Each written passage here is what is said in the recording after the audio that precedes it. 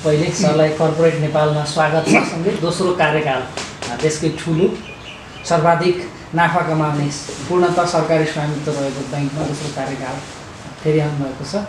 कार्यकाल सफलताको शुभकामना। हस्, हजुरलाई पनि धन्यवाद। हामी कोरोना सङ्क्रमणको सन्तासमा छौँ।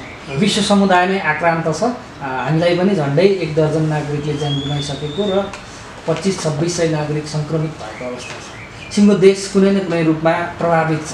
नेपालको बैंकिङ क्षेत्रले कस्तो प्रभाव झेलिरहेको छ यति बेला? अब यहाँले भन्नुभयो जस्तै वास्तवमा आज हामी एउटा ठुलो महामारीबाट एउटा ठुलो सङ्कटमा छौँ र राष्ट्रले एउटा त्यो सङ्कटबाट गुज्रिरहेको छ र अझै यो चाहिँ राष्ट्र मात्र नभएर अन्तर्राष्ट्रिय विश्वव्यापी प्रभाव नै यसको छ। र अब हामी त्यो क्षेत्रभित्र अथवा हामी राष्ट्रभित्र काम गरिरहेको बैंक तथा वित्तीय संस्था आर्थिक क्षेत्रको एउटा महत्त्वपूर्ण सेक्टर पनि हो। त्यसो भएकोले स्वाभाविक रूपले जसरी राष्ट्रको अर्थतन्त्र प्रभावित भइरहेको छ त्यही ढङ्गले ब्याङ्किङ क्षेत्र पनि प्रभावित भइरहेको छ। अब ब्याङ्किङ क्षेत्रभित्र पनि चाहे त्यो सञ्चालनको हिसाबले होस्, चाहे त्यो चाहिँ एउटा सामान्य ब्याङ्किङ सुविधा दिने हिसाबले मात्र होइन, अरू कारोबारको दृष्टिकोणले पनि हामी एकदमै अप्ठ्यारो स्थितिमा र एकदमै गाह्रो ढङ्गले हामी सञ्चालन भइरहेको स्थितिहरूमा छौँ। सञ्चालन जोखिमभित्र पनि एउटा सञ्चालनको जोखिम होला, अर्को नाफा कमाउने जोखिम होला, लगायतका जोखिमको व्यापक दायरा छ। त्यो दायराभित्र हामी जस्तो सरकारले धेरै खालका सहुलियतहरू चाहिँ बैंक तथा वित्तीय संस्थाको टाउकोमा थुपर्यो भन्ने छ। तपाईँहरूलाई 10% ब्याजमा छुट दिनु भन्नेदेखि लिएर सहुलियत दिनु भन्नेदेखि 2% ब्याज घटाउनुसम्म भन्यो। प्रोभिजनिङका अरू सन्दर्भहरू पनि छन्। कसरी हेर्ने यी सबै चिजलाई? अब यहाँले भने जस्तै यो सङ्कटहरू धेरै खालको छ होइन। पहिलो त अब अहिले हामी वास्तवमा कारोबार सञ्चालन गर्दाखेरि फिजिकली नै जुन ढङ्गले हामी जानुपर्छ, हामी पनि अत्यावश्यक सेवामा भएको कर्मचारीहरूको उसमा पर्ने भएको हुनाले, हाम्रो सेवा त्यो भएको हुनाले हाम्रो कर्मचारीहरू दैनिक रूपमै फेस टु फेस रूपमा के छ भने काम गर्नु परिरहेको छ। त्यो एउटा ठुलो जोखिम छ र एउटा हामी मलाई लाग्छ एउटा एकदमै जोखिम मोलिरहेको क्षेत्रहरू मध्येमा बाहिर खास नदेखिने चर्चा नहुने तर बैंक तथा वित्तीय संस्था क्षेत्रका कर्मचारीहरू पनि त्यसमा काम गरिरहेको छौँ। हामीहरू त्यसमा छौँ। एउटा कुराहरू सञ्चालन कुरा। अब यहाँले भने जस्तै अब हाम्रो जुन व्यावसायिक खालको जुन कुराहरू छन्, व्यावसायिक खालको कुरामा त धेरै ठुलो प्रभाव छ अनि धेरै ठुलो प्रभाव छ। अहिले पनि हामी यति अवधिमा आइपुग्दाखेरि अब यहाँले भने जस्तै होइन एउटा हामीले चाहिँ चैत्र मसान्तमा होइन एउटा 10% चाहिँ छुटको ब्याजको हामी गयौँ र त्यसपछि यो क्वार्टरमा जुन हामी 4th क्वार्टर भन्छौँ, 4th क्वार्टरमा चाहिँ हाम्रो चाहिँ 2% चाहिँ एउटा चाहिँ जुन खालको चाहिँ हामीले ब्याजमा छुट दिनुपर्ने स्थितिहरू छन् होइन। यो खालको चाहिँ के छ भने अर्को अवस्थाहरू रहेको स्थितिहरू छन्। यसले गर्दाखेरि हाम्रो जुन चाहिँ आयमा चाहिँ के छ भने स्वाभाविक रूपले कम हुने र त्यस्तै ढङ्गले के छ भन्दाखेरि मुनाफामा पनि यसको चाहिँ ठुलो खालको असरहरू छन्। त्यसबाहेक पनि जुन ढङ्गले चाहिँ हामीसँग चाहिँ के छ भनेदेखि यो बिचमा होइन स्वाभाविक रूपले चाहिँ के छ भने यो फागुन चैत वैशाख र यो क्वार्टरहरू भनेको व्यावसायिक दृष्टिकोणले पनि एकदमै अत्यन्त उपयुक्त र अनुकूल समय पनि हुन्छ जहिले पनि हाम्रो देशको एउटा जोग्राफिकल हिसाबले पनि। र त्यो समयमा हामीले के छ भने व्यवसाय व्यापारहरू बढाउन सकिरहेका छौँ र त्यसले गर्दाखेरि कर्जाको हामीले ग्रोथहरू नहुँदाखेरि स्वाभाविक रूपले ब्याज आम्दानीहरू घट्ने कुरा फेरि अर्को छ अतिरिक्त। त्यसमाथि पनि जुन हाम्रो व्यवसाय डेली हामीले गर्न नसक्दाखेरि हामीले जुन हामीसँग कमाइ हुने खालको जुन एउटा शुल्कहरू अथवा विभिन्न खालका चाहिँ हाम्रो जुन चार्जेसहरू छन् ती कुराहरू पनि नआउने कुराहरू हुन्छन्।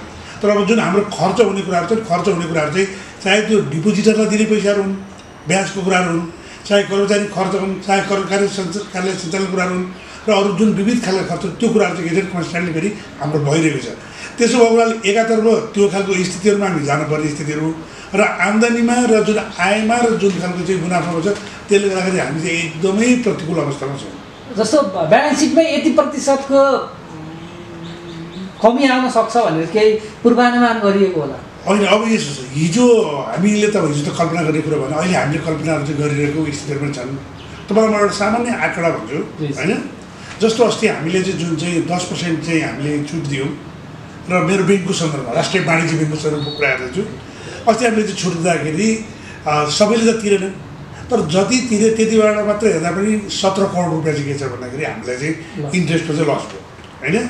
अब यो 3 महिनाको चाहिँ कति हुन्छ भनेर तपाईँले सोध्नुभयो भने 70 करोडको चाहिँ के छ भन्दाखेरि हामीलाई चाहिँ यसमा चाहिँ हामीले दिनुपर्ने हुन्छ छुट हुन्छ। अब त्यसमा अलिकति हाम्रो के छ भने निक्षेपमा ब्याज दर घटेको छ फेरि त्यसलाई हामीले नेटिङ गर्दाखेरि 55 करोड रुपियाँ चाहिँ के छ भने नेटमा चाहिँ के छ भने हामीलाई चाहिँ हुन्छ भनेपछि अस्ति 20 करोड यो 55 करोड यो त अहिले के छ भने प्रत्यक्ष चाहिँ जो अहिले भएको दुईवटा कारणबाट यो कुराहरू भइरहेको स्थितिहरू छ भनेको 1.5 अर्ब आसपास त सरकारले ल्याएको दुईटा व्यवस्थाका कारण नै लस हुने हो अब बाँकी गतिविधिका कारणले बिजनेसको कारणले त थप बिजनेस ग्रोथ नभएको कारणले र जुन चाहिँ हाम्रो जुन कमाइहरू छ कुनै पनि नहुने खर्च हुने कुरा छ त्यसको त फेरि अर्को एउटा छुट्टै खालको चाहिँ के छ भने स्थितिहरू छन् बजारमा प्रतिस्पर्धा छ तपाईँ दोस्रो कार्यकाल आइपुग्नु भएको छ लकडाउनको बिचमा त्यसो भए राष्ट्रिय वाणिज्य ब्याङ्कले 1 नम्बरको ताज जोगाइरहन कठिन पर्ने हो यसपालि यस्तो हो अब यो चाहिँ जुन अहिलेको प्रभावहरू छ यो प्रभावहरू चाहिँ के छ भने राष्ट्रिय वाणिज्य ब्याङ्कलाई मात्रै होइन अनि टोटल ब्याङ्किङ क्षेत्रलाई नै हो त्यसो भएको हुनाले जति हामी प्रभावित छौँ अनि त्यति नै प्रभावित चाहिँ के छ भन्दाखेरि अरू ब्याङ्कहरू पनि छन् अनि त्यसले गर्दा जुन हामीले मलाई के लागिरहेको छ अहिले पनि होइन अहिले पनि के छ भन्दाखेरि अब हुँदा यो के छ भने कोरोनाको इफेक्टहरू कतिसम्म जान्छ अनि कति लामो समय जान्छ यसको डेप्थ कति हो त अनि त्यो त अझै बाँकी छ तर अहिलेकै अवस्थामा हेर्दा पनि यदि असारसम्ममा हामी सामान्य अवस्थामा आयौँ भने असार बसातसम्म हामी एउटा सामान्य अवस्थामा आयौँ र साउनदेखि हामी चाहिँ बिजनेस गर्न सुरु गऱ्यौँ भनेदेखि मलाई लाग्छ हामी फेरि पनि त्यो प्रतिस्पर्धा अथवा त्यो हिजोको जुन खालको हाम्रो स्थान छ त्यो कायम राख्न सक्छौँ जस्तो मलाई चाहिँ विश्वास लाग्छ चालु आर्थिक वर्षको हकमा चाहिँ चालु आर्थिक वर्षको हकमा अहिले पनि हामीले भर्खरै प्रकाशित गऱ्यौँ होइन जुन तेस्रो त्रैमासिक प्रकाशित गऱ्यौँ अनि तेस्रो त्रैमासिक प्रकाशित गर्दाखेरि जुन गत वर्षको यही अवधिकोमा हेर्दाखेरि हाम्रो प्रफिट चाहिँ घटेको स्थिति हो होइन र अहिले पनि जुन हामीले टार्गेट गरेको थियौँ अहिले हामी 3 अरब 75 करोड जस्तो चाहिँ हाम्रो चाहिँ के छ पुग्छ भन्ने हामीले टार्गेट गरेका थियौँ त्यो होइन अहिले हामी 3 अरब 5 करोडमा चाहिँ जुन खालको चाहिँ हाम्रो स्थितिहरू चाहिँ बन्यो अहिले होइन त्यसले गर्दा अलिकति घटेको स्थिति नै हो त्यसले चालु आर्थिक वर्षको जुन चाहिँ हाम्रो प्रफिट छ त्यसमा मलाई लाग्छ करिब झन्डै 30 देखि 35% चाहिँ के छ भनेदेखि कमी हुन्छ जस्तो लाग्छ मलाई त्यति हुँदा नि पहिलो त भइहाल्यो नि अब दुवैले इफेक्ट चाहिँ यो त सबै ग्लोबल इफेक्ट हो होइन त्यस कारणले भारतमा अथवा अन्य मुलुकहरूमा ब्याङ्क तथा वित्तीय संस्थाहरूको खराब कर्जा बढ्यो भन्ने समाचार सन्दर्भहरू सार्वजनिक भइरहेका छन् नेपालमा प्रोभिजनिङका केही इस्युहरूमा त राष्ट्रिय ब्याङ्कले कन्सिडर गरिदिन्छु भन्यो रे भनेकै छ त्यति हुँदै गर्दा पनि ब्याङ्क तथा वित्तीय संस्थाहरूको ब्यालेन्स सिटको साइड चाहिँ एक्चुअलमा चाहिँ अर्कै हुने तर बाहिर देखिँदा चाहिँ फुल्ने त्यस्तो जोखिम पनि रहने हो अब त्यो यस्तो के छ भनेदेखि अब यसमा कसरी सम्बोधन गर्ने भन्ने कुरोहरू छँदैछ होइन जस्तो तपाईँले प्रोभिजनिङ कुराहरू तपाईँले भन्नुभयो होइन अब अहिले जुन ढङ्गको अहिलेको हाम्रो प्रोभिजनिङको व्यवस्था छ जुन ढङ्गको लोन क्लासिफिकेसनको व्यवस्था छ त्योबाट तपाईँले जानुभयो र हामी गयौँ भनेदेखि निश्चित रूपले के छ भने एनपिए चाहिँ के छ भने धेरै मात्रामा बढेर जान्छ त्यो स्वाभाविक छ किनभने टाइममा किस्ता तिर्न सकिरहेको छैन होइन रिभ्यू कुराहरू हुन सकिरहेको छैन होइन लगायतका कुराहरू धेरै कुराहरू त्यसमा देखिन्छ नि यसले गर्दाखेरि त्यो खालको स्थितिहरू छन् त्यसले गर्दाखेरि एउटा एक्चुअल रूपमा हामी जुन चाहिँ बिजनेसको कुराहरू गर्छौँ त्यो अवस्थामा यसले गर्दाखेरि के छ भने एनपिएको मात्रा चाहिँ निश्चित रूपले बढ्छ नै होइन तर अब अहिले यसलाई विशेष अवस्था हेरेर के रिल्याक्सेसन पाउने कुराहरू रिल्याक्सेसन गर्ने कुराहरूले त्यसलाई चाहिँ एउटा चाहिँ अवस्थाहरू चाहिँ देखाउन सक्छन् तर पनि एक्चुअल अवस्थामा तपाईँले भने जस्तो अघि जुन चाहिँ भन्नुभयो त्यसलाई अब डेन्टिङ पेन्टिङ नबनाउँ एउटा त्यो खालको रिल्याक्सेसनको स्थितिले गर्दा केही समयसम्म हामीले एउटा देखिँदाखेरि एक किसिमको देखिने कुराहरू र वास्तविकतामा हेर्दाखेरि हिजोको जुनलाई नर्म्समा राखेर हेरियो भने के हुन्छ त होइन हिजोकै हाम्रो चाहिँ जब प्रावधानहरू चाहिँ कायम रहेको अवस्थामा यदि यसलाई चाहिँ हामीले चाहिँ इभ्यालुएसन गरेको के हुन्थ्यो भन्ने कुरा राख्नुहुन्छ भने त्यसले अलिकति फरक पर्न सक्छ लकडाउन कहिलेसम्म जान्छ कोरोनाले कहिलेसम्म पिरोल्छ भन्ने त कसैले पनि अनुमान गर्न सक्दैन मानिलिउँ फलानु मितिबाट कोरोनाको प्रभाव अब सकियो भन्दै गर्दा पनि केही समयसम्म चाहिँ ब्याङ्क तथा वित्तीय क्षेत्रले यसको प्रभावको असर चाहिँ भोगिरहनु पर्ने रहेछ एकदमै हो किनभनेदेखि यसो हुन्छ नि जस्तो एउटा त यो निश्चित भन्न सकिँदैन होइन एउटा कुरो त्यो चाहिन्छ अब मानिलिउँ एउटा बिन्दुमा गएर यो टुङ्गिन्छ अनि यो त अब हामीले विश्वव्यापी रूपमा देखिरहेको छौँ होइन हिजो चिनमा के भयो युरोपमा के भयो अरू देशमा के भइरहेको छ होइन अस्ट्रेलियामा के भयो हामीले धेरै कुरा त हेरिरहेका छौँ त्यो एउटा बिन्दुमा गएर चाहिँ यसको चाहिँ अन्त हुन्छ वा टुङ्गिन्छ होइन तर त्यसको भोलिपल्टै आज टुङ्ग्यो भोलिपल्टैबाट बिजनेस रिभाइभ हुन सक्दैन अनि बिजनेस रिभाइभ हुन सक्दैन फेरि बिजनेसका विभिन्न नेचरहरू छ होइन विभिन्न यो उद्योग व्यवसायको विभिन्न नेचरहरू छ नि सबैलाई पनि हामी अहिले जुन चाहिँ उद्योग व्यवसाय भन्नाले एउटा चाहिँ होलसेलमा राखेर बोल्ने वा भन्ने अथवा गर्ने चलन छ नि त्यसमा पनि अलिकति मलाई लाग्छ अलिक विश्लेषण गर्नुपर्छ जस्तो लाग्छ। तेस्रो क्वार्टरकै रिपोर्ट सार्वजनिक गर्दाको आसपासमा पुग्नका लागि कोरोनाको कहर समाप्त भएपछि त्यो कति समय लाग्ला यहाँहरूलाई केही पूर्वानुमान गर्नुभएको छ? आजबाट कोरोनाको सबै प्रभाव समाप्त भयो भनेर मान्दा हामीले तेस्रो क्वार्टरमा जुन कन्डिसनको ब्यालेन्स सिट तयार पारेका थियौँ त्यो अवस्थामा पुग्नका लागि अब त्यसलाई भन्दाखेरि मेरो विचारमा कम्तीमा पनि 6 महिना लाग्छ। अस्तिको पनि भने यो चौथोको भन्दा तेस्रो क्वार्टरमा पुग्न तपाईँले जुन भनिरहनु भएको छ त्यसले गर्दाखेरि पनि कम्तीमा 6 महिनादेखि अथवा अर्को वर्ष पनि लाग्न सक्छ, तर कम्तीमा भनेपछि 6 महिना लाग्न सक्छ। सरकारले निरन्तर लकडाउन गरिरहेको छ। लकडाउनमाथि यति बेला नागरिक आक्रोश बढ्दै गएको छ। मोडालिटी बदल्ने विषयमा केही सोच्न सकिएला? तपाईँको ठाउँबाट केही हेर्नु यस्तो छ कि अब हामीले दुईवटा म यो हिजो पनि पत्र पत्रिकाहरूमा टेलिभिजनमा सामाजिक सञ्जालमा हेरिरहेको थियौँ होइन। अब यो जुन लकडाउन चाहिँ के छ भने कुनै यो रहरको विषय कसैको पनि होइन, न सरकारको न पब्लिकको न कसैको पनि होइन, यो एउटा बाध्यताको विषय हो। अनि त्यसले गर्दाखेरि फेरि अब सरकारले लकडाउन गरिरहेको छ भन्ने भन्दा लकडाउन भइरहेको छ भन्ने मात्रै भन्दाखेरि चाहिँ यो प्रपरली हुन्छ किन गरिएको छ भन्दाखेरि यो स्वास्थ्यको कुराहरूबाट गरिएको छैन। तर अब लकडाउन कहिलेसम्म त होइन, त्यो पनि त एउटा खालको चाहिँ हुन्छ नि त। त्यसले चाहिँ टेक्निकल एउटा टेक्निक पनि एउटा के छ भने जे चिजको पनि एउटा लिमिटेसन्सहरू हुन्छ नि, त्यसले गर्दाखेरि के छ भने मोडालिटी परिवर्तन गर्नै पर्छ भन्ने कुरा मलाई पनि लाग्छ। हाम्रो क्षेत्रमा हामी त्यो कुराहरू छौँ। अब मोडालिटी परिवर्तन गर्दाखेरि जस्तो अब प्रभावित खालको क्षेत्रहरू पनि होइन, चाहे त्यो जोग्राफिकल भनौँ होइन, चाहे त्यो चाहिँ के छ भने एउटा पपुलेसनको हिसाबले भनौँ अथवा स्थान विशेषको हिसाबले भनौँ, पेसा व्यवसाय विशेषको हिसाबले हेरौँ, त्यो बेग्ला बेग्लै किसिमको छ। जस्तो अब हाम्रो हिमाली जिल्लाहरू 12 छोटवटा जिल्लाहरू होइन, जहाँ चाहिँ के छ भनेदेखि पपुलेसन पनि कम छ, जहाँ चाहिँ सङ्क्रमण पनि कम छ, जहाँ चाहिँ भारतीय सीमाहरूबाट आउने कुराहरू छैन, चाइनिज सीमाहरूबाट आउने कुराहरू छन्, त्यस्तो ठाउँहरूमा के छ भनेदेखि अलिकति रिल्याक्सेसनहरू हामी बढिदिन सक्ने स्थिति रहन्छ।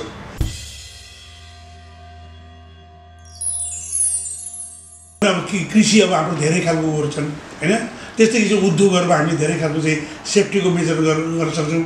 अरू जुन खालको व्यापारहरू व्यवसायहरूमा पनि एउटा खालको प्रोटोकल होइन, स्वास्थ्य प्रोटोकलहरू अथवा रुल्सहरू अथवा जुन खालको प्रोटोकलभित्र पनि होइन, त्यसलाई चाहिँ सीमित मात्रामा हामीले टाइमको हिसाबले, सङ्ख्याको हिसाबले, भोल्युमको हिसाबले कसरी म्यानेज गरेर सञ्चालन गर्ने भन्ने खालको एउटा अन्डरस्ट्यान्डिङ अथवा एउटा खालको त्यस्तो खालको प्रोटोकल वा केही नियमहरू बनाएर अथवा त्यो खालको समझदारीहरू गरेर यसलाई चाहिँ के छ भने बिस्तारै खोकुलो बनाउँदै अगाडि बढ्नुपर्छ।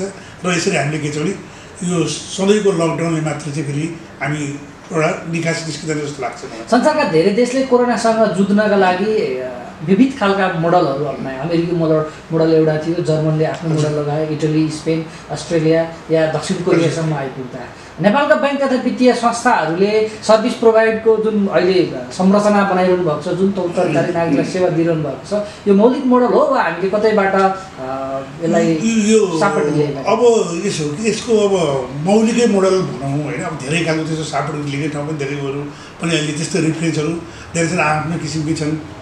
जस्तो अहिले पनि हामीले के गरिरहेको भन्दाखेरि अहिले पनि हामीलाई के लागिरहेको छ भन्दाखेरि हाम्रोमा भिडभाडहरू छन् होइन। अलिक कतिपय व्यवसायले त्यो उदाहरण पनि दिँदैन, ब्याङ्कले त्यत्रो भिडभाड गरेर सञ्चालन गरेर दिइरहेको छ, हाम्रो व्यवसायले चाहिँ नदिने, हाम्रो त्यति भिडभाडै हुँदैन भन्ने खालको कुरो पनि छन्, त्यो कुरा कति जायज पनि छन्। अब हामीले पनि के गर्यौँ भन्दाखेरि जस्तो अहिले पनि हामीले कार्यालय सञ्चालन गर्दाखेरि सबैलाई चाहिँ के छ भन्दाखेरि हामीले बोलाइरहेको छैनौँ होइन, करिब 1/3 होइन अथवादेखि त्यो शाखाहरू स्थिति हेरेर त्यो ढङ्गले आलो पालोको सिस्टमहरू लगाइरहेको छौँ। एउटा कुरो अफिसमा पनि के गरिरहेको छौँ भने सब अफिसर प्रायः सबै खुलेको छ, तर आलो पालो गरेर हामीले खोलेको छौँ। जस्तो हामीले काठमाडौँको उदाहरणको लागि तपाईँलाई सजिलो होला, मैले 5वटा सेन्टर बनाएको छु।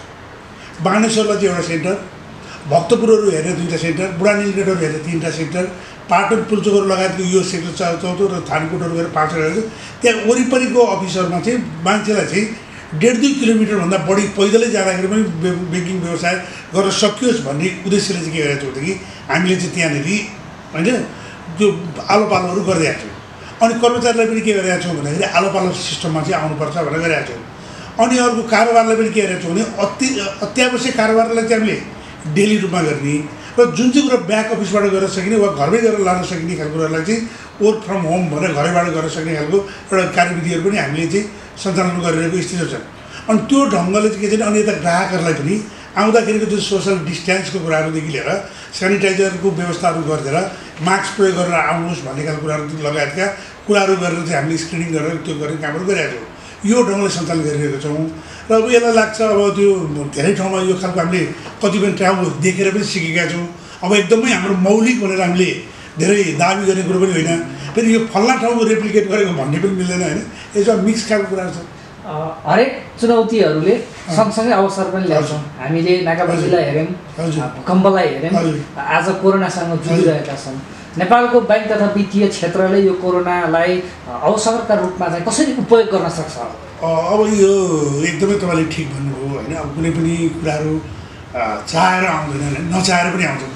नचाहेर आइसकेपछि त्यसमा चाहिँ हामीले चाहिँ एडप्ट भएर जानै पर्ने हुन्छ र त्यहाँभित्र हुन सक्ने पोटेन्सियल कुराहरू के हुनसक्छ त? अब त्यहाँ हाम्रो सकारात्मक कुराहरू चाहिँ हामी के गर्न सक्छौँ त? त्यहाँभित्र नयाँ सम्भावनाहरू के छ? खालि चुनौतीहरू मात्रै, खालि समस्याहरू मात्रै हुँदैन भन्ने जुन भनाइ पनि छ, सम्भावनाहरू के छ भनेको कुरा पनि छ। अब मलाई के लाग्छ भन्दाखेरि यसो 2-3वटा 4वटा चुनौतीहरू के अरे सम्भावनाहरू पनि छन् नयाँ। एउटा चाहिँ के छ भन्दाखेरि अब नेपालमा जुन खालको चाहिँ साना खालका व्यवसायहरू जसलाई हामी एसएमइज भनेर भन्छौँ र जुन कृषि क्षेत्रको भनेर भन्छौँ, त्यो चाहिँ हामी भन्दै आएको चाहिँ धेरै हो। अब चाहिँ त्यो गर्ने बेला आयो जस्तो मलाई लाग्छ। एउटा कुरो होइन, पक्कै पनि अब हामीले हाम्रो लगानीलाई होइन बढी मात्रामा त्यहाँ केन्द्रित गर्नुपर्छ भन्ने कुरो मलाई लाग्छ एउटा कुरो। और दोस्रो कुरो हामीले के भन्ने थियौँ भने ब्याङ्किङ चाहिँ एकदमै चाहिँ अहिलेसम्म चाहिँ जम्मा 60% मात्रै चाहिँ मान्छेहरू ब्याङ्किङ उसमा च्यानलमा छ होइन। यो त भर्खरको डाटा, तर योभन्दा अगाडि त 50% 45% मात्रै थियो होइन, मात्रै छ भनिरहेको अवस्थामा हामीले चाहिँ finance to access to finance भनेर हामीले भनिरहेको छौँ। फाइनेन्स बढाउनुपर्छ भनेर चाहिँ त्यो चाहिँ एउटा चाहिँ के छ भने उपयुक्त समय हामीले ब्याङ्किङ व्यवसायहरू विस्तार गर्नुपर्ने छ। अनब्याङ्केबल क्षेत्रहरू जुन छन् त्यसबाट चाहिँ हामी डिपोजिटहरू अथवा रिसोर्सहरू लिन सक्छौँ है। अब हामी त्यसतर्फ जान सक्छौँ भनेको कुरोहरू हो।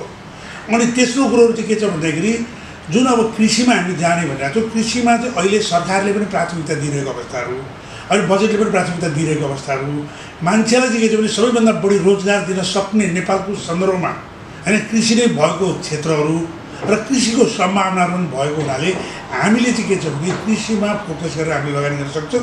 त्यो भनेको के हो भन्दाखेरि हामीले यता आयात प्रतिस्थापन गर्न सक्छौँ र अनि रोजगार पनि सृजना गर्न सक्छौँ र उत्पादन पनि र आयमा पनि गरेर यसलाई लिङ्केज गर्न सकिन्छ। त्यो क्षेत्रमा हामी जान सकिन्छ भन्ने कुरा मलाई लाग्छ। अनि हिजै पनि हामीले के थियो भन्दाखेरि हामीले चाहिँ सहुलियतपूर्ण कर्जाहरूको बारेमा सरकारको कार्यक्रमहरू आयो, राष्ट्रिय कार्यक्रमहरू आयो, त्यसलाई हामीले लागू गऱ्यौँ होइन। तर लागू गर्दाखेरि पनि हामीले जुन ढङ्गले जान सकिरहेको थिएन। अब हामीले के छ भने यत्रो ठुलो बेरोजगारहरूलाई चाहिँ हामीले चाहिँ रोजगार दिनुपर्ने अवस्थाहरू जुन अहिले हामी देखिरहेको छौँ सङ्ख्याहरू, त्यसले गर्दाखेरि त्यो साना खालको कुराहरूमा हामीले व्यवसायमा हामी अगाडि जानुपर्ने खालको कुराहरू हुन्छन्। र अर्को कुराहरू जुन चाहिँ हामीले इन्फ्रास्ट्रक्चर डेभलपमेन्टको आफ्नै पनि जुन चाहिँ सम्भावनाहरू हिजो थिए, अब हामीले नयाँ खालको के अरे क्षेत्रमा त्यो भइरहेको इन्फ्रास्ट्रक्चर जुन डेभलपमेन्ट छ त्यो क्षेत्रमा पनि हामी ठुलो लगानीहरू लिएर जान सक्छौँ र त्यसलाई हामीले अपर्च्युनिटीको रूपमा पनि लिनुपर्छ जस्तो लाग्छ। जस्तो तपाईँ त सरकारी ब्याङ्क, पूर्णतः सरकारी स्वामित्व रहेको ब्याङ्क जो सिइओ, सरकारले ल्याएका अधिकांश कार्यक्रमहरू कार्यान्वयन गर्ने फ्रन्टलाइनको दायित्व तपाईँकै आउँथ्यो। अब सरकारले जुन ढङ्गले अब इन्भेस्टमेन्टको डायस्पोरा तयार पार्छन् भनिरहेको छ, त्यो डायस्पोरातर्फ जानका लागि ब्याङ्कहरूलाई पनि स्पेस तयार भएको जस्तो कि अहिलेसम्म बैंक तथा वित्तीय संस्थाहरूले जुन ढङ्गले कर्जा प्रवाह गर्थे, जुन ढङ्गले कन्सोलिडियम लोन लगाइरहनु भएको हुन्थ्यो, इन्भेस्टमेन्ट आउनुहुन्थ्यो, अब त्यो चाहिँ अलिकति चेन्ज भएर अब यो बाटोमा जान्छ भनेर केही नयाँ आकलन। मैले यो अहिलेकोमा म फेरि जोडेर जान्छु। तपाईँको प्रश्न पनि ठिकै छ, एकदमै सान्दर्भिक छ। अब हामी चाहिँ के छ भने राष्ट्रिय वाणिज्य ब्याङ्क चाहिँ सरकारको पूर्ण स्वामित्वको ब्याङ्क हो र सरकारको जुन चाहिँ नीति कार्यक्रमहरू छन् त्यो लागू गर्नुपर्ने हाम्रो चाहिँ एकदमै दायित्व पनि छ र त्यसैको लागि के छ भने सरकारले आफ्नो ब्याङ्क चाहिन्छ भनेर भनेको इच्छा पनि हो। त्यसपछि निश्चित रूपले के छ भन्दाखेरि हाम्रो चाहिँ के छ भने सरकारले ल्याएको नीति कार्यक्रमहरूलाई सघाउने र त्यसमा हामी सहभागी भएर त्यसलाई चाहिँ ड्राइभ गरेर अगाडि जाने कुरा हो। त्यसले गर्दाखेरि अहिलेको जुन कार्यक्रमहरू जुन आइरहेको छ जस्तो अघि मैले भने नि, जस्तो सहुलियतपूर्ण कर्जा कार्यक्रम अघि मैले त्यसरी नै मैले निकालेको थिएँ होइन। कृषिको जुन प्राथमिकताहरू छन् होइन, कृषिको प्राथमिकताको कुराहरू छन्, कृषिको परियोजनाहरूमा जानुपर्ने कुराहरू छन्। अनि यसले गर्दाखेरि जुन चाहिँ अहिले जुन चाहिँ इन्फ्रास्ट्रक्चर मैले त्यसैमा जोड्न खोजेको थिएँ होइन, त्यसैमा जुन खालको चाहिँ हामीले चाहिँ जाने खालको चाहिँ हिजोको प्रायोरिटीहरूभन्दा आजको प्रायोरिटी के बदलिन्छ होइन। जस्तो हिजोको 1 वर्ष अगाडिसम्म हामी 2020मा चाहिँ पर्यटन वर्ष आउँछ, त्यसले गर्दाखेरि त्यहाँ चाहिँ धेरै होटलहरूमा हामीले लगानी गर्नुपर्छ होइन धेरै खालको चाहिँ रिसोर्टहरू हामीले बनाउनुपर्छ, धेरै खालको चाहिँ टुरिज्मको चाहिँ इन्फ्रास्ट्रक्चर जानुपर्छ भनेर एक किसिमको प्रायोरिटीहरूमा हामीहरू गइरहेको थियो होइन। अब त्यो अहिले केही चाहिँ के हो भने त्यो प्रायोरिटीहरू चाहिँ अब केही चाहिँ यो कोरोनाको प्रभावहरू लामै समय यो क्षेत्रमा पर्न सक्छ भन्ने आइसकेपछि अब हामी के छ भने कृषि र यो पूर्वाधारको क्षेत्रहरू चाहिँ अबको हाम्रो चाहिँ सम्भावना हो र त्यो क्षेत्रहरूमा चाहिँ हाम्रो लगानीहरू अब हुन सक्छन् र जानुपर्छ र मान्छेको फोकस पनि त्यसै छ, सरकारको फोकस पनि त्यसैमा छ र हामीलाई चाहिएको त्यो कुराहरू भएको हुनाले हामी त्यो क्षेत्रमा हाम्रो फोकस रहन्छ अथवा हामी त्यसमा जान्छौँ। सरकारले विविध चरणमा कोरोना प्रभावित उद्यमी व्यवसायी र नागरिकहरूका लागि पनि राहतको प्याकेज घोषणा गर्यो। ती सबै प्याकेजहरू हेर्दा अधिकांश समय बैंक तथा वित्तीय संस्थाहरूलाई चाहिँ अलि बढी राहत दिने ठाउँमा लगेर राख्यो कि अलि बढी पेल्यो कि भन्ने जस्तो देखिन्थ्यो। राष्ट्र ब्याङ्कले नयाँ मौद्रिक नीतिको ड्राफ्ट पनि बनाउँदैछ, तपाईँहरूले राहत पाउँदा त्यतैबाट पाउनुहुने होला, के आउला, के अपेक्षा गर्नु? यस्तो छ कि अब अहिले आइरहेको कुरा जस्तो ब्याङ्कलाई कसरी बुझिदिनु पऱ्यो भने ब्याङ्कमा हाम्रो रिसोर्सेस के हो भनेर बुझिदिनु पऱ्यो होइन। यहाँहरू निक्षेपकर्ता हुनुहुन्छ, निक्षेपकर्ताकै पैसा ल्याएर हामीले कर्जा लगानी गर्नु होइन। अब हामीले कर्जालाई चाहिँ सस्तो गर्नुपर्छ, ब्याज दर गर्नुपर्छ भन्नेको अर्थ चाहिँ फेरि निक्षेपकर्तालाई चाहिँ घटाएर दिनु हुँदैन भन्ने कुरो पनि भन्यो। यहाँ त दुईटालाई न्याय त गर्नु पऱ्यो। यो कुरोहरू चाहिँ बुझ्नु जरुरी छ कि ब्याङ्कमा भएको पैसाहरू पनि के छ, जनताकै पैसा हो। एकातर्फ निक्षेपकर्ता छ, झन् त्यो धेरै सङ्ख्यामा पनि छ होइन। त्यो झन् एकदम व्यापक छ, त्यसको दायरा पनि एकदम सानो 100 रुपियाँदेखिको लिएर त्यहाँनिर करोडौँ रुपियाँको दायराहरू पनि त्यहाँ छन् होइन। कतिको चाहिँ के छ भने आम्दानीको अथवा जीविकाको स्रोतै फेरि निक्षेपहरू पनि छन् होइन। कतिको भविष्यको जम्मै के अरे चिजहरू पनि निक्षेपमा जोडिएको छन्। यो कुरालाई के छ भने निक्षेपको हितहरू, निक्षेपकर्ताको हितहरू, निक्षेपकर्ताले पाउने न्यायमा पनि हामीले चाहिँ यसमा भुल्न हुँदैन। अर्कोतर्फ व्यवसायहरू जुन ढङ्गले प्रभावित भइरहेको छन्, व्यवसायमा जुन खालको प्रभाव परेको छन्, त्यो ढङ्गले उहाँहरूलाई पनि यो बेलामा अप्ठ्यारो बेलामा फेरि कसरी राहतहरू प्रदान गर्ने भन्ने कुरा पनि हेरिनुपर्ने हुन्छ होइन।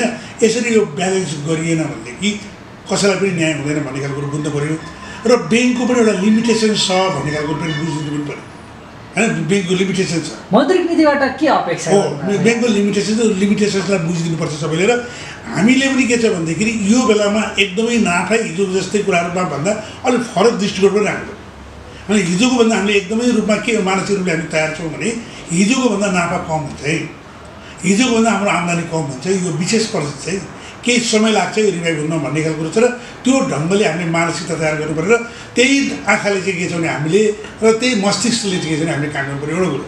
अब मौद्रिक नीतिको जुन तपाईँले अपेक्षाको जुन कुरा गर्नुभयो अब आउँदै हुन्छ र अब के छ भन्दाखेरि अब हिजो त अब हामीले वित्तीय नीति जुन बजेटबाट चाहिँ के छ भने केही इन्डिकेसनहरू मात्रै छ, तर ब्याङ्किङ क्षेत्रलाई अथवा यो जुन मोनिटरिङको पोलिसीबाटै यो क्षेत्रलाई चाहिँ गाइड हुन्छ।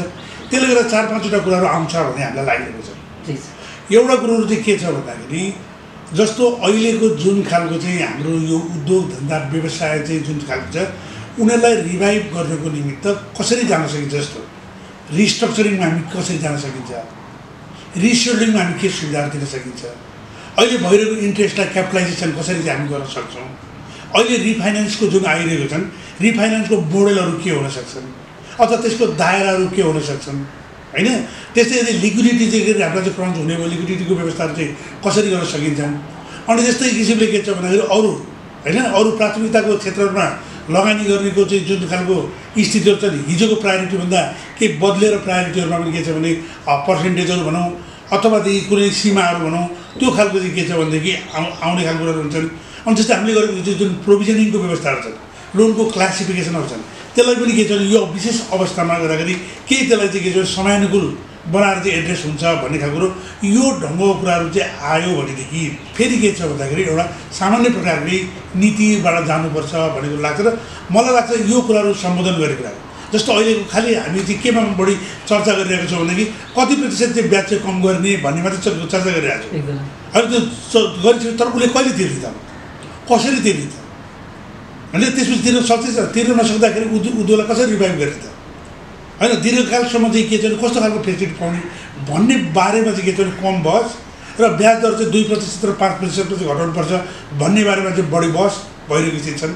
अनि त्यस्तै प्रभावित क्षेत्रहरू र कम प्रभावित क्षेत्रहरू र एकदमै अति प्रभावित क्षेत्रहरू भन्ने खालको क्याटेगोराइज गरेर पनि त्यसलाई दिने सहुलियतमा पनि वर्गीकरण गरेर चाहिँ के छ भने अहिले चाहिँ अलिकति वैज्ञानिक ढङ्गको होइन एकदमै खास अहिले वास्तविकताको स्थिति के हो भन्ने कुरालाई सम्बोधन गर्ने हिसाबले मोनिटरिङ पोलिसी आउँछ जस्तो लाग्छ मलाई। राष्ट्र ब्याङ्कले रिफाइनान्स कार्यविधिको मसौदा सार्वजनिक गरे सुझाव दिएर भन्नुभयो के अहिले हामी अध्ययन गर्दैछौँ, मैले गएको छैन, दिइसकेको छैन, हामी अध्ययन गर्दैछौँ। अघिदेखि हामी कुरा गर्दैछौँ, तपाईँ सरकारी ब्याङ्ककै सिइओ, त्यसमा दुई मात्रै रहेन। तपाईँलाई तपाईँका प्रतिस्पर्धीहरूले एउटा आरोप लाउँछन्, राष्ट्रिय वाणिज्य ब्याङ्क अधिकांश सरकारी कोष लिएर आएर चलाउँछ अनि धेरै नाफा कमायो भनेर फुर्ती लगाउँछ भनेर सिनारियो चाहिँ के हो? त्यो चाहिँ हाम्रो डिपोजिटको मिक्सको सिनारियो नै हेर्नुपर्छ होइन। होइन धेरै त्यो कुरो लाग्दो रहेछ। अहिले मैले यो डाइरेक्ट इन्डाइरेक्टमा तपाईँले त्यहाँ सिधै भन्नुभयो त्यो सुनिन्छ होइन। तर कुरो के हो त, हामीले चाहिँ हेरौँ त उहाँहरूको जुन अरू 26वटा ब्याङ्कको पनि राखेर हेरौँ डिपोजिटको मिक्स, हाम्रो पनि डिपोजिटको मिक्स राख्यो। हाम्रो के छ भन्दा बचत मात्रै हाम्रो 55%, सबैभन्दा बढी हाम्रो स्ट्रेन्थ भनेको बचत एकाउन्ट जनताको होइन। त्यसपछि हाम्रो के छ झन्डै झन्डै हाम्रो के छ भने 18-19 मुद्दत छ, त्यो पनि जनताकै हो। अब हेर्नुहोस् है त्यसपछि कति भइसक्यो, त्यो झन्डै झन्डै 70% भइसक्यो होइन। त्यस पछाडि के छ भनेदेखि जुन चल्तीको जुन हामी पैसाहरू भन्छौँ त्यसमा रहने पैसाहरू निजीको कति छ त्यसमा हेर्दाखेरि अरू के छ भने 15% जस्तो भनेपछि के छ भने हामीसँग रहने भनेको 10-15% चाहिँ सरकारको फन्डको पैसाहरू रहने पैसाहरू हुन्छन् होइन। अरूसँग पनि 5% 3% हुन्छ, अलिकति बढी त्यहाँनिर स्थितिहरू रहन्छन् अनि त्यो विविध कारणले गर्दाखेरि होइन। हो त्यो हिसाबले चाहिँ के हेर्दाखेरि तर मान्छेले चाहिँ कस्तो लागिरहेको छ, यसले यो जति पनि उयोहरू जम्मै हो त्यो चाहिँ के हो त भन्दाखेरि सरकारको पैसा हो, सरकारको ढुकुटीबाट चाहिँ लान्छ भन्ने कुरो त्यो कुरो सत्य होइन। अनि एकदम त्यो हामी प्रकाशितै गर्छौँ। यहाँहरूले पनि हाम्रो चाहिँ के अरे त्रैमासिक होइन उयोहरू फाइनेन्सियल हेरे भइहाल्छ होइन, त्यो खालको कुराहरू अथवा हामीसँग यहीँनिर हामी डाटा प्रोभाइड गर्छौँ त्यो कुराहरू होइन। हाम्रो स्ट्रेन्थ भनेको चाहिँ के हो भन्दाखेरि स्ट्रेन्थ भनेको चाहिँ हाम्रो चाहिँ आम नेपाली जनता साना होइन, साना के भने एकदम साना र पिछडिएको एकदम ऊ भएको स्क्याटर्ड भएको जनताको जुन हामीसँग निक्षेप छ नि त्यो निक्षेप चाहिँ के छ भने हाम्रो स्ट्रेन्थ हो, हाम्रो मूल स्ट्रेन्थ चाहिँ। अरू कुराहरू सहायकहरू कुराहरू हुन् होइन। त्यसले गर्दाखेरि यो आरोपमा मलाई लाग्छ जस्तो सत्यता छैन। तपाईँ यो कुर्सीमा बस्नुहुन्छ, ब्याङ्क सञ्चालक समितिमा सबै सरकार सम्बद्ध निकायहरू हुन्छन्, त्यहीँबाट प्राप्त म्यान्डेटको आधारमा ब्याङ्क चलाउनु छ। कहिले कहिले त्यस्तो फिल गर्नु भएन जस्तो सरकारी ब्याङ्क मलाई यति दायराभित्र बसेर मात्रै काम गर्न पाइरहेको छु, मैले पनि प्राइभेट ब्याङ्कले जस्तो आफ्नो ढङ्गले चाहेको क्षेत्रमा त्यसरी लगानी गर्न पाएको थियो भने अझ गजबले काम गर्थेँ होला, त्यस्तो फिल गर्ने दिन आएन? त्यस्तो हुन्छ, मैले भने त्यस्तो खालको हुन्छ। किनभने अब बजारमा हामी प्रतिस्पर्धा गर्नु छ, एकदम कम्पिटिसन छ नि त। अनि हामी त कमर्सियल ब्याङ्कै हो नि त, अनि खालि स्वामित्व पो सरकारको स्वामित्व हो, तर हामी त कमर्सियल ब्याङ्क हो नि त, कम्पिटिसन छ नि त। र व्यवसायीले हेर्ने अथवा निक्षेपकर्ताले हेर्ने कुराहरू त के छ भने सबै कुराहरूलाई के छ त्यही एउटै पारमै हेर्छ नि त होइन। डिपोजिटबाट आएर उसले इन्ट्रेस्ट कति दिन्छ होइन, कर्जामा लिने पनि कर्जाको इन्ट्रेस्ट कति दिन्छ, अनि उसको सेवा सुविधाहरू चाहिँ के छन्, अनि सर्भिसको क्वालिटीहरू के छन्, डिसिजन मेकिङ प्रोसेसहरू कस्तो छन्, कति चाँडो निर्णय हुन्छ, यी आदि कुराहरू जम्मै कुराहरू हेर्छन्। त्यो हेर्दाखेरि कतिपय अवस्थाहरूमा चाहिँ के छ भने जसरी निजी क्षेत्रको साथीहरूले अथवा ब्याङ्कहरूले चाहिँ के छ भने एकदम चले चाहिँ जुन डिसिसन गर्ने जुन स्टाइल छ त जुन छ नि त्यो कुरामा हामी अलि जान सक्दैनौँ। हो त्यो बेला चाहिँ मलाई के फिल हुन्छ भनेदेखि वास्तवमा हामीसँग यो खालको रिसोर्स थियो, त्यो खालको चाहिँ डिसिसन गर्न पाएको भए त हामी कस्तो अझै काम कति बेटर गर्न सकिन्थ्यो भन्ने कुरो मलाई लाग्छ। त्यस्तो मैले लाग्छ, मैले भने त अहिले तपाईँ जुन मोडालिटीमा काम गरिरहनु भएको छ, जुन ढङ्गले ब्याङ्कको सञ्चालक समिति तपाईँले प्राप्त गरेको अधिकार, तपाईँले तल अख्तियार दिनुभएको, आफ्ना कर्मचारीलाई दिनुभएको अख्तियारी, यही मोडालिटीमा ब्याङ्क चलिरह्यो भने हामी यो 1 नम्बरको ताज कहिलेसम्म जोगाउन सक्छ? यस्तो छ अब हामीले अथवा चेन्ज गर्ने बारेमा नि केही सोच्न सकिएला। अब हामीले के छ भन्दाखेरि हाम्रो ब्याङ्कहरूलाई हामीले अहिले व्यावसायीकरण भइरहेको पनि छ, गरिरहेको पनि छ होइन। अहिलेकोमा हामीलाई के छ भन्दाखेरि त्यो ढङ्गको मात्रै खालि हामीले ब्याङ्कको यहीँ भित्रको कुराहरू मात्रै छैन, यसमा अलिकति हामीले जोड्न पर्ने कुराहरू के छ भने हामी चाहिँ के छ भन्दाखेरि अरू ब्याङ्कहरूभन्दा अर्को एउटा मानेमा फरक छ है। त्यो फरक भनेको हामीलाई हेर्ने चाहिँ के छ भन्दाखेरि अरू ब्याङ्कहरूलाई नेपाल राष्ट्र ब्याङ्कसँगले हेर्छ सकिन्छ होइन। अब हाम्रो चाहिँ के छ भन्दाखेरि संवैधानिक निकायहरू पनि हाम्रो चाहिँ के छ भन्दाखेरि फेरि यसको चाहिँ उसमा हामी त्यो दायरामा पनि आउँछ होइन। त्यो कुराहरू चाहे हामीले प्रोक्युरमेन्ट गरौँ चाहे कुनै खालको हाम्रो फाइलहरूको बारेमा भनौँ अथवा चाहिँ हाम्रो अडिटको बारेमा भनौँ होइन हामीले जस्तो अहिले उदाहरणको लागि के छ भने संवैधानिक निकायले तपाईँले धेरैवटा बुझ्नु इभन हामीले के छ संसदीय समितिहरू समिति पनि हामीले जानुपर्ने हुन्छ होइन र यो कुराहरूले गर्दाखेरि पनि के छ भन्दाखेरि यो कुराहरूले गर्दाखेरि यो तपाईँले एकदमै चुनौती छ खालि यी भित्रको कुरा मात्रै भित्र मूल्य सञ्चालन समिति र हाम्रो बिचमा त हामीले जुन खालको अन्डरस्ट्यान्डिङ गर्छौँ ब्याङ्कलाई जसरी हामी बुझाउँछौँ जसरी बुझिरहेको हुन्छौँ त्यसले गर्दाखेरि एउटा डिसिजनको उसमा चाहिँ के छ हामी जान सक्छौँ र लान सक्छौँ किनभने हामीलाई टार्गेटहरू छन् होइन कम्बाइन्ड टार्गेट हुन्छ होइन ब्याङ्ककै टार्गेट हुन्छ त्यो त्यसले गर्दा कम्बाइन्ड टार्गेटमा हामीले त्यो 1 नम्बरको चाहिँ स्थिति बनाउने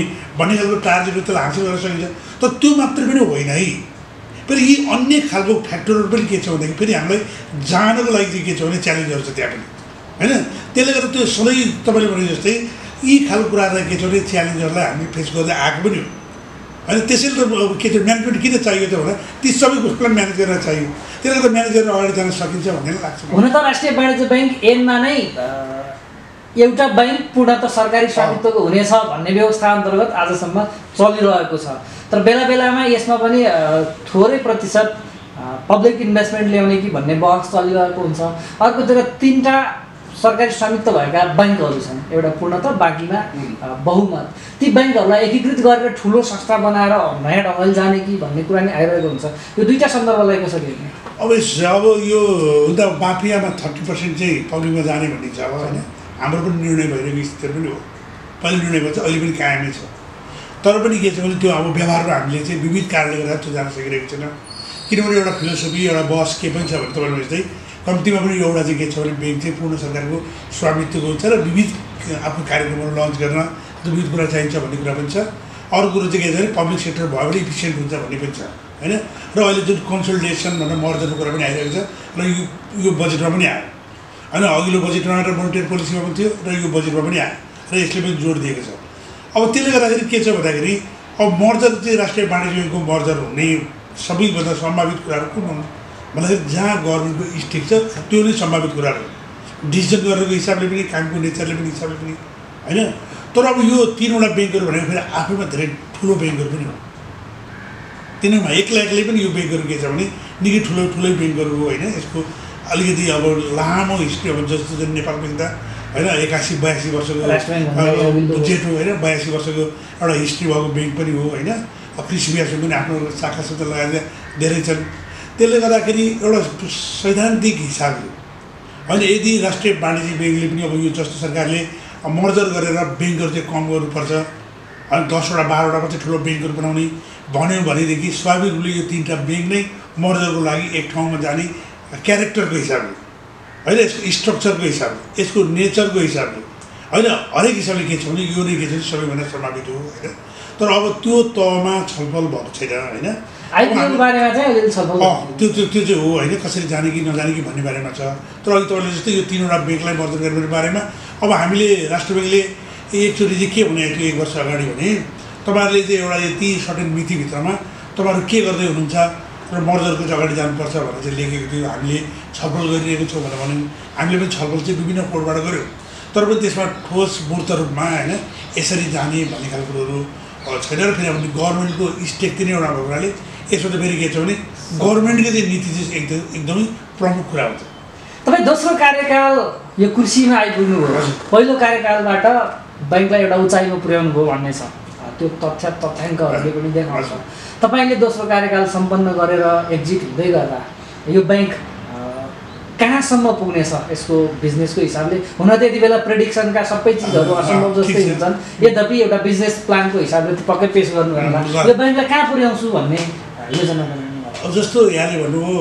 एकदमै धन्यवाद किनभने फर्स्ट कार्यकालमा जुन खालको थियो होइन त्यसलाई मैले यहाँलाई एउटा कुरा यो अहिले अवसर बताउनु पनि पऱ्यो मैले होइन के हो भने मैले जुन 4 वर्षको जुन कार्यकाल थियो त्यस बेलामा जुन ढङ्गको मेरो टार्गेटहरू थियो ती टार्गेटहरू सबै मैले हासिल गरेँ विशेष त फाइनेन्सियल टार्गेटहरू होइन डिपोजिटको कुराहरू होइन त्यस्तै किसिमले लोनको कुराहरू अनि प्रफिटको कुराहरू होइन यी लगायतका कुराहरू जुन फाइनेन्सियल उसमा थियो मेजर इन्डिकेटरहरू थियो अनि मैले ब्रान्चहरू कति एक्सपान्सन गर्छु भन्ने खालको कुराहरू अनि यी लगायतका कुराहरू जुन एउटा चाहिँ इन्डिकेटर जसलाई मापनै गर्न सकिन्थ्यो त्यो खालको कुराहरू गरिसक्यो र त्योभित्र मैले पछाडि आफैले फेरि केही जोड गरेको थिएँ भने एउटा चाहिँ मैले आफूले नारा पाइन गरेको थिएँ, smart and clean आरबिबी with consultation भनेर मैले एउटा चाहिँ गरेको थिएँ। तपाईँहरू पनि हेर्नुभयो। मैले के सोचेँ भनेदेखि एउटा कुराहरू होइन मलाई अहिले पनि लागिरहेको छ र यो दोस्रो कार्यक्रममा पनि मलाई त्यो कुराले अहिले पनि मोटिभेट गरिरहेको छ होइन। यद्यपि त्यो कुराहरू अलिक भावनात्मक कुरा पनि छ।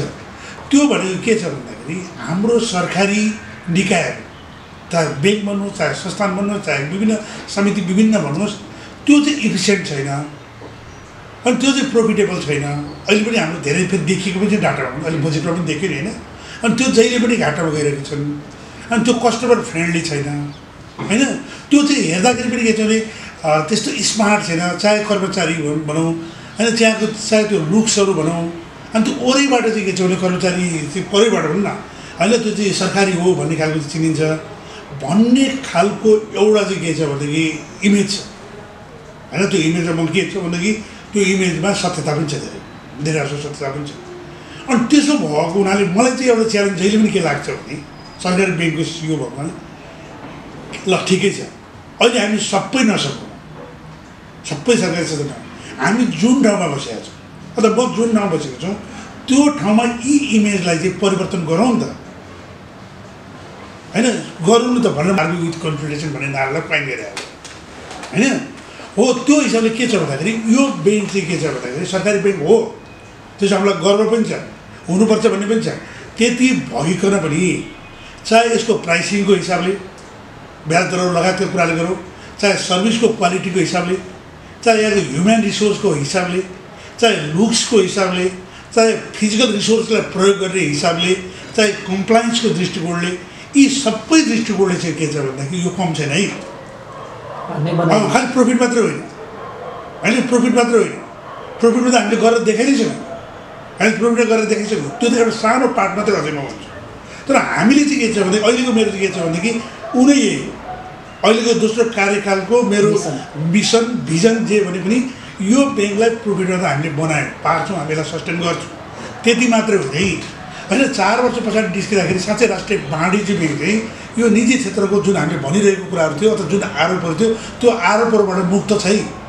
अनि यो चाहिँ साँच्चै नै चेन्ज भयो है, एउटा चेन्ज गरेर गयो है अथवा चेन्ज गर्न सक्यो भन्ने बनाउनु पर्छ भन्ने मेरो चाहिँ के छ भने मिसन हो। महत्त्वपूर्ण समय र विचारको लागि यहाँलाई धेरै धन्यवाद। अब यहाँले पनि जुन खालको चाहिँ एउटा आज समय दिएर जुन खालको चाहिँ एउटा चाहिँ हामी बिचमा चाहिँ जुन छलफल गरियो र मैले आफ्नो विचार होइन भावनाहरू यहाँ चाहिँ व्यक्त गर्न पाएँ त्यसको लागि यहाँलाई पनि धन्यवाद। Thank you.